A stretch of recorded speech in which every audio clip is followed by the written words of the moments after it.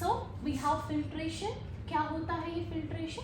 आपके सेल्स के बीच में, ठीक है, दो सेल्स के बीच में पैरासेल्युलरली क्या होता है, वी हैव गैप्स. तो वहाँ पे स्ट्रक्चर्स होते हैं जिनको हम बोलते हैं पोर्स.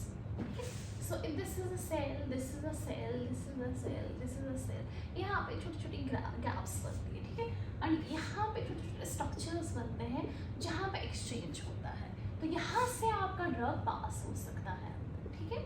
इनको पोर्स बोलते हैं एंड इन पोर्स के थ्रू जब ड्रग पास होता है उस प्रोसेस को फिल्ट्रेशन बोलते हैं. तो यहाँ पे क्या है कि ड्राइविंग फोर्स क्या रहेगी? आपका हाइड्रोस्टैटिक प्रेशर रहेगा, ठीक है. तो हाइड्रोस्टैटिक प्रेशर के थ्रू आपका जो ड्रग है वो पास हो जाएगा यहाँ पे.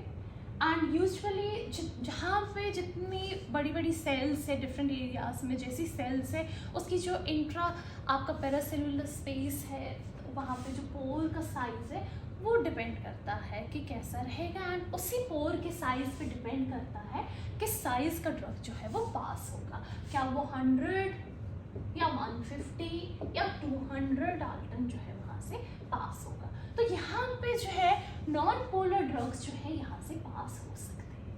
This is the ionised drugs जो है वो यहाँ से पास हो सकते हैं, ठीक है. अब this is the whole simple process जहाँ पे हमने क्या सीखा? पैसिव डिफ्यूजन, डिफ्यूजन एंड दूसरा हमने फिल्ट्रेशन सीखा. एंड डिफ्यूजन में हमने ये चीज़ें डिस्कस की कि कौन कौन सा या किस टाइप का ड्रग जो है पास होगा और क्या क्या चीज़ें नहीं होगी, एंड कुछ चीज़ें हमें डिस्कस करें. तो यहाँ पे डिफ्यूजन के रिलेटेड आज का क्वेश्चन है, जो आपके हाइड्रोफिलिक ड्रग्स है क्या वो डिफ्यूजन से पास होंगे? पहला क्वेश्चन. एंड दूसरा जो एक्सट्रीमली लिपिड सॉल्युबल ड्रग्स है उनका यहाँ पे क्या होगा, ठीक है. These are the two question जिसका आप कमेंट में आंसर दे सकते हैं. Now coming to specialised transport. किया, let me divide the board into 3 phases. Okay, so first is active transport, second is facilitative transport or facilitative diffusion, and we have pinocytosis. Okay, now talking about the active transport, यहाँ पे क्या होता है?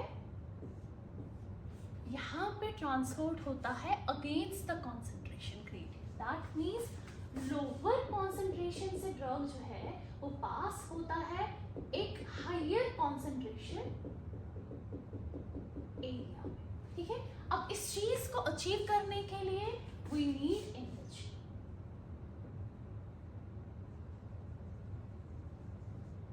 ATP utilise होगा, we need career.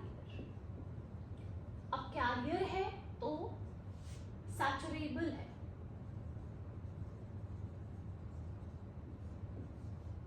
And career के लिए जो आपका ड्रग है वो स्ट्रक्चर स्पेसिफिक होगा. दैट मीन्स इसका structure should align with the carrier, so it is structure specific. So इसमें वो सारी चीजें हैं जो पैसिव ट्रांसपोर्ट में नहीं थी. कल को अगर एग्जाम में आपको डिफरेंस आती है between passive diffusion and active transport, आप ये चीज़ें मेंशन कर सकते हैं, ठीक है.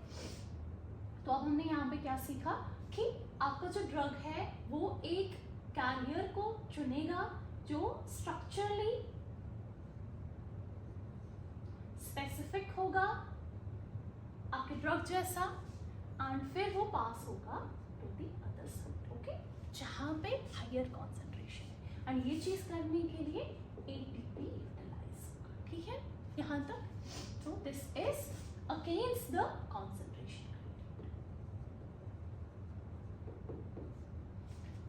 Facilitative transport, it is similar to the passive diffusion. Facilitative लिखा है तो कोई चीज जो है यहाँ पर क्या है, वो कोई चीज दैट इज कैरियर.